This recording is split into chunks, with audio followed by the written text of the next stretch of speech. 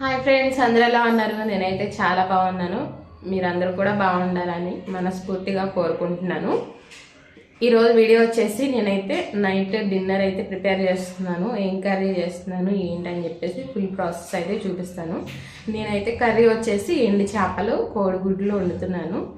పులుసు కాదు, అటు ఎగురు కాదు, మధ్యస్థంగా వండుతాను అనమాట, అన్నంలో కలిసే విధంగా.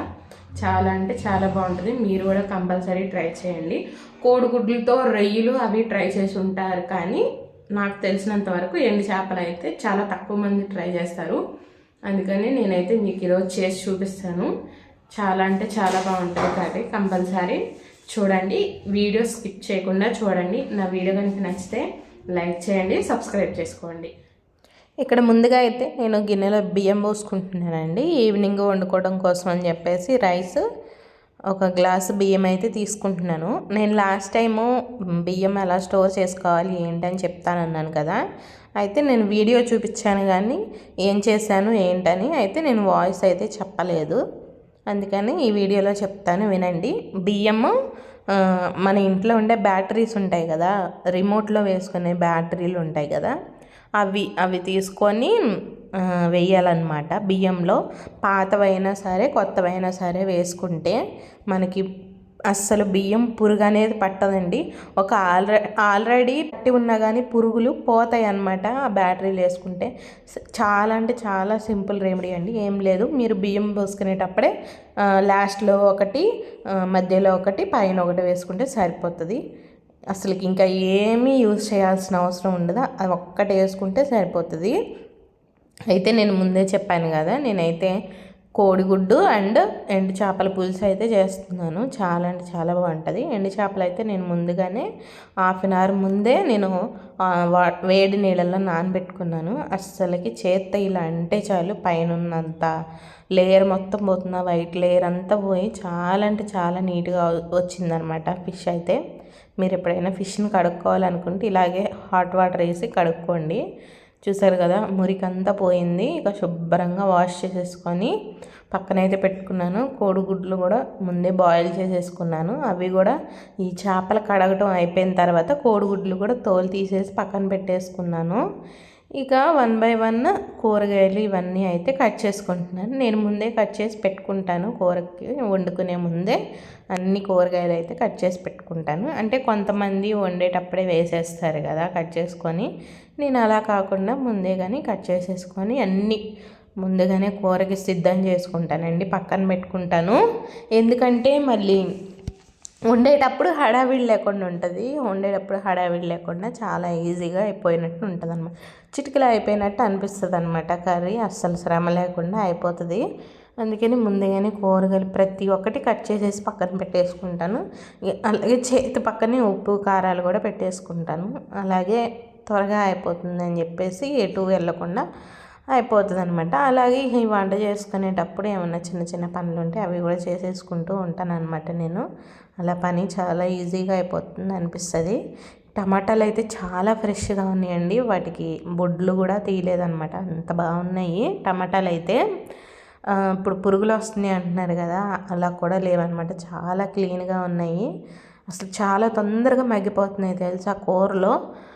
నేను చివర వాళ్ళు కట్ చేసే బొడ్డు ఉంటుంది కదా, అది కూడా తీయకుండా ఉన్నప్పుడే నేను కొనుక్కున్నాను అనమాట. చాలా అంటే చాలా బాగున్నాయి అసలు టమాటాలు. ఇంకా నేనైతే అన్ని కూరగాయలు కట్ చేసి పెట్టేసుకున్నాను అనమాట. ఇది స్టవ్ మారుస్తాను, ఇవతల వైపుది మంట ఎక్కువ వస్తుంది అనమాట, అవతలదేమో చిన్నగా వస్తుంది. అదేమో రైస్కి యూస్ అవుతుంది, ఇదేమో కర్రీకి యూస్ అవుతుంది. ఈ ఆయిల్ ఆల్రెడీ నేను ఏదో ఫ్రై చేశానండి, ఫ్రై చేసినప్పుడు ఆయిల్ మెలిగిందనమాట.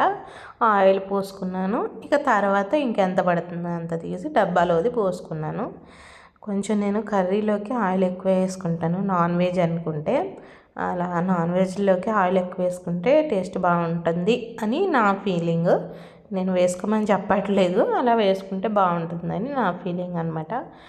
నేను పర్సనల్గా ఎక్స్పీరియన్స్ చేశాను అనమాట. ఆయిల్ తక్కువ ఉంటే అసలు టేస్ట్ బాగోదు, అందుకని నేను చెప్తున్నాను. ఇక పక్కన వేడన్నంలో ఉదయం మిగిలిన అన్నం పెడుతున్నాను, ఎందుకంటే మళ్ళీ అది మిగిలిపోతుంది.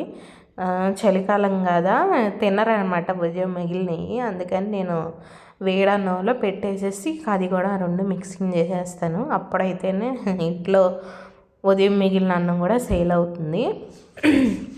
ఇంకా ముందుగా అయితే ఎండు చేపలు అయితే ఫ్రై చేసుకున్నాను ఆయిల్ వేడైన తర్వాత. ఎండు చేపలు ఫ్రై అవి గోల్డ్ కలర్ నుంచి రెడ్ కలర్ రావాలి. అప్పుడైతేనే మీకు కూర నీసు వాసన రాకుండా ఉంటుందన్నమాట. చాలా బాగుంటుంది అలా ఫ్రై చేసుకుంటే. నేనైతే అక్కడ కూర వండుతానే ఆ ఫ్రై అయిన చేపలు తింటా ఉంటున్నాను. మీకు చూపించలేదు కానీ నేనైతే అవి అయితే ఫ్రై చేస్తూ ఉన్నాను. ఉల్లిపాయలు అదే చేపల ఫ్రై అయిపోయిన తర్వాత ఉల్లిపాయలు వేసేసుకున్నాను. ఉల్లిపాయలు పచ్చిమిర్చి వేసుకున్నాను. అందరికీ తెలిసిందే ఉల్లిపాయలు వేగేటప్పుడు ఉప్పు వేస్తే త్వరగా ఫ్రై అయిపోతుందని తెలిసిన విషయమే. అలాగే టమాటాలు త్వరగా మగ్గాలంటే దానిలో కొంచెం పసుపు వేసుకుంటే టమాటాలు కూడా చాలా అంటే చాలా తొందరగా మగ్గిపోతాయి అన్నమాట. ఎక్కువ టైం కూడా తీసుకోవు. నేను ఇప్పుడు చూపిస్తాను చూడండి అవి ఎంత ఈజీగా మగ్గిపోయినాయి ఏంటి అని చెప్పేసి. పక్కన అయితే అన్నం ఉడికిపోయింది. నేను స్టవ్ అయితే ఆఫ్ చేసేసాను.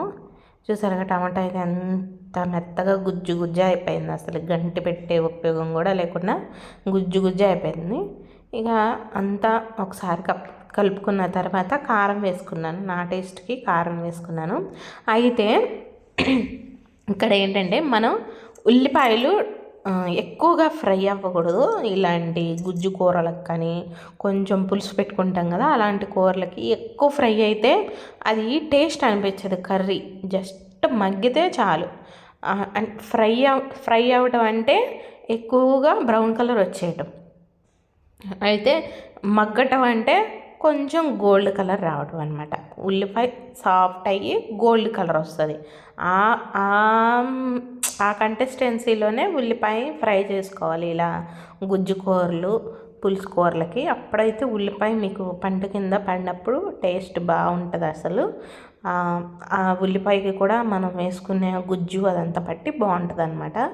మీరు ఎప్పుడైనా ట్రై చేయండి. ఎక్కువ ఫ్రై చేయకండి ఆనియన్స్. ఇలా గుజ్జులు చారులు పెట్టుకున్నప్పుడు కొంచెంగానే మగ్గ పెట్టుకుంటే బాగుంటుంది. ఓకేనా. నేనైతే పక్కన వేడి నీళ్ళు కాచుకున్నాను. ఆ నీళ్ళు పోసాను అనమాట. ఎందుకంటే కర్రీ త్వరగా అయిపోతుందని చెప్పేసి ఒక ఉద్దేశంతో నేను అలా చేస్తాను. అలాగే మొత్తం అయిపోయిందనగా గరం మసాలా వేసుకున్నాను. నేను ఇంట్లోనే చేసుకుంటాను కదా. ఇక అది కూడా గరం మసాలా వేసేసుకున్నాను ఆఖరిలో. ఇక వెంటనే నేనైతే ఆగలేక అన్నం ఉడికింది కదా పక్కనే, ఇక నేనైతే పెట్టేసుకొని తింటూనే మా వాడికి కూడా నేనైతే తినిపించేసానండి. కర్రీ టేస్ట్ అయితే సూపర్ అంటే సూపర్ ఉంది. మీరు డెఫినెట్లీ ట్రై చేయండి. ఓకేనా. మరి ఈ వీడియో అయితే ఇక్కడితో ఏం చేస్తున్నానండి. నా వీడియో కనుక మీకు నచ్చినట్లయితే లైక్ చేయండి, సబ్స్క్రైబ్ చేయండి. Please friends subscribe. Thank you. ఉంటాను. Bye friends. బాయ్.